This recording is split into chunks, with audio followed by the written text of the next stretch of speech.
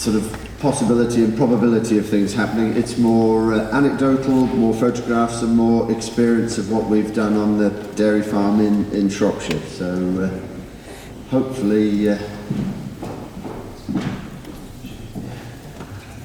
well, I'll carry on.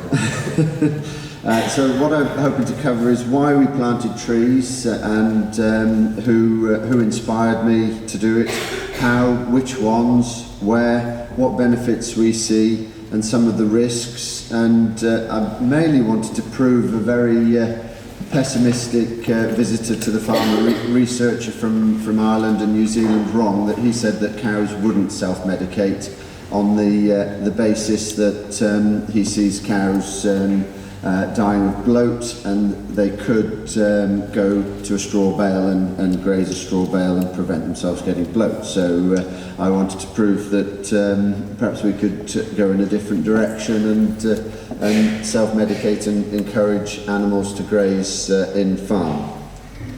So a little bit of nostalgia. We've been dairy farming, family farm is exactly what we do. Constructing things with my sister on the left there, and I wouldn't advocate a bowl haircut. It's something not that I will never get back again, as I can see from the audience as well. So farming in Shropshire. So it started off in 1950, just south of Shrewsbury in the Shropshire Hills. And we've since taken on other farms and grown the dairy business, and we're now operating with OMSCO as a PWAB, producing without antibiotic for the American market, and haven't used antibiotics on the farm for six years, which, whether that's to do with the trees or whatever, I think it's a whole multifaceted approach. So this should be titled 2020, so this is an older slide. So where we are now, thoroughly grass-based. So I wanted to look at aspects of bringing in from a visit to the ACRES conference in America, inspired by three-tier farming. So actually looking at bringing in more solar energy on farm, increasing the footprint of your farm by capturing sunlight in different levels. So trees, bushes, shrubs, and ultimately grassland all working together. So finally, what we've come here about today is trees. So the aim was involving research with my links with Harper Adams to look at how we can integrate trees on farms, which ones we did, and with the Woodland Trust's assistance, they did a literature review looking at which trees would be suited to both our soil types, our native trees, and how we could plant them as well. So a lot of effort went into finding the best trees for us, and also listed there planting the lost generation, so we don't see so many individual standout trees on the farm nowadays. And how can we get about changing the landscape by introducing trees that will ultimately become that next generation of large oaks or trees such as those. We have done some research, but out of that just came similar to Nigel, a project for a student to GPS monitor and track cows with these rumour eating collars to work out whether they were grazing or browsing. How we actually get a feel for exactly the volume of willow that they were harvesting, how much benefit that would get is difficult to measure, and we certainly need to do a little bit more work to see how much benefit each individual animal and which animals go to graze as well. So back in 2014 we started planting straight rows of 4 different varieties, hornbeam, sycamore, small-leaf, lime and disease-resistant elm. And then, seeing the benefit of that, we decided to plant some willow trees as well. And willow being a tree that has very high levels of salicylic acid, one of the main ingredients in aspirin, so various benefits which I'll go on to point out what we're seeing is the benefits of having willow in our planting system. So these are the trees planted in probably was the wettest February on record. We didn't think many would come, 100% take on the trees we planted. They were reasonably tall, strong trees, and they've been well looked after. They are fenced off with electric fencing either side. They're fenced and they're protected, but even so, a group of rowdy heifers got in amongst them, and to show that they're palatable, they're very palatable, because some of them will need to have a little bit more recovery time to get back to a nice, beautiful, straight-looking tree.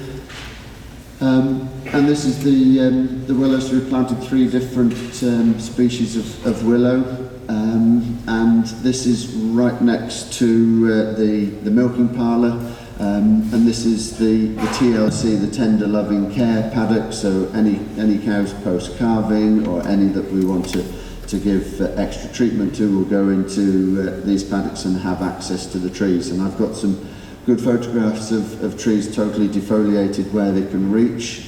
I'm often asked how much grassland grazing you're losing. Are you leaving great big wide spaces? We can move the fences in and out to allow them to graze virtually to the base of the tree. So we're not losing huge rows of grazing out of the farm, so it fits in very well. It provides shelter. I have had to reprop quite a few trees because we do get some pretty strong winds, so we're getting some benefit from slowing down the winds. And one of my inspirations, Peter Aspin from Wem, who farms nearby, is to us where some of my weird and wonderful trees come from. He's been having flood issues, and where the water comes across, it'll percolate in by the second row of trees far quicker than it ever used to when he didn't have trees on farm. So it's opened up the soil profile and allowing the water to percolate in. This is probably my most complicated slide. I'd heard that aspirin comes from salicylic acid. I didn't really understand the process. So willow has salicin in it. The younger trees, so 2, 3, 4-year-old trees, have slightly higher. It's 10 times higher in the spring. And what did I learn from just speaking to Tim this morning? Willow contains calcium, therefore it's not good for dry cows. Slightly higher levels of milk fever, so every day's a school day. I've learnt something. It was worth coming today here. So very much pain relief, very much anti-inflammatory, all the things that we associate with looking at medical treatment of humans, and they cross over to cows as well. So it fits in very well with our homeopathic use as well on farm. And it acts more slowly, and it lasts longer as well.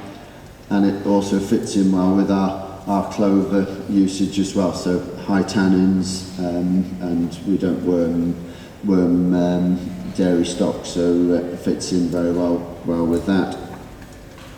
And the trees have certainly grown from their 2014, 2015 planting. They're now probably to the height of the screen. And I'm now in the dilemma of, do we chop them? The whole intention was it would be as minimal mechanical input or human input as possible, and that the cows would graze and get the benefit from it.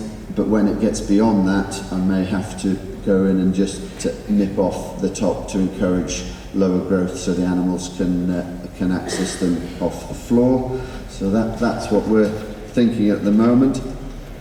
I have got a video of them going into a new paddock where my wife had just opened the electric fence. They went straight in, saw the grass, went straight for the willow trees. So similar to Nigel's sheep and willow in buckets, I'm trying to do away with the plastic bucket.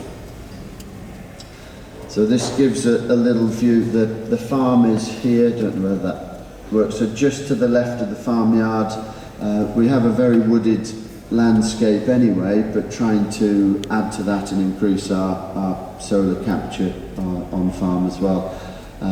We've only planted three fields. There's another 67 to go, whether I want to plant it on rented ground and all over the farm. Probably need a bit more time and a bit more energy to do that, but I certainly think there are benefits from including it into our rotational grazing for more dairy cows. There we go. So we've planted a few. I don't know whether you can read those. So following a visit to Silverspin, Peter Aspin is a real enthusiast and somebody, if you ever get a chance to go and visit and want to learn about different trees, leguminous trees. So we've planted alder on farm, and that's probably the one that's doing just as well as some of the willow trees, growing really well. Cattle will graze that one as well, and just adds to a shelter. And if I don't like the tree, it'll end up in our biomass boiler, heating the farmhouse as well. And oh, there we go. Other indirect benefits. We host local school and have owl boxes in a number of trees. So we want to get back to where we can have trees in fields and congregate around them to teach them about what goes on farm as well. And under stewardship, we regularly do lots of hedge laying, pleaching with a brummach, lots of different terms throughout the country. And we also did a Harper Adams led trial on monitoring and measuring public good on farm. And the agroforestry trees, so they were looking at the quality of air, the quality of soil, and the quality of water on farm, and how you monitored those, and how you subsequently encourage and pay farmers to look after those. In the agroforestry trial, the worms were 10 times higher than they were actually out in the middle of the field. So there was some benefit in how we tap into that as well.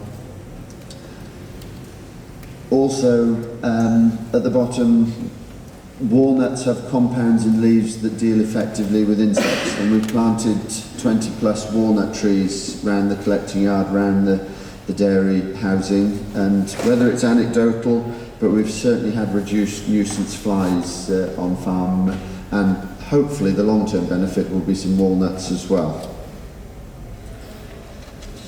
But they do need fencing extremely well, because the cows love walnuts. They're even tastier than willow.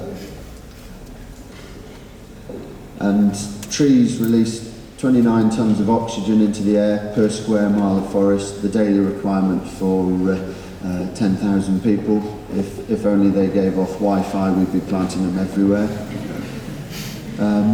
And interestingly, talking to a guy last night as I registered, that a 0.1 increase in organic matter per farm will store 8.9 tonnes of carbon per hectare. How we can actually integrate that with our farms, and this wonderful word, offsetting. So looking at whether we can do some work with offsetting in terms of people's journeys as well, and I think trees play a role in that as well, one that we haven't really yet tapped into. And last couple of slides, a little bit of bedtime reading, quite a clever book about how trees communicate with one another through root systems, how they will support and create a resilient tree by supporting one that's going through a difficult time, pumping nutrients into it to allow that tree to survive, because they've worked out that a multitude of trees of the same species will better see out difficult times than if there's one solitary tree around. So that was quite useful, and I suppose part of the delight of doing what we're doing is we have been awarded Animal Health Awards nationally for Yoni's management, which may come as a consequence of the the measuring and the managing that comes into place with some of the tree work that we're doing as well. And I think that's the last one. So, practical run through. Thank you for listening.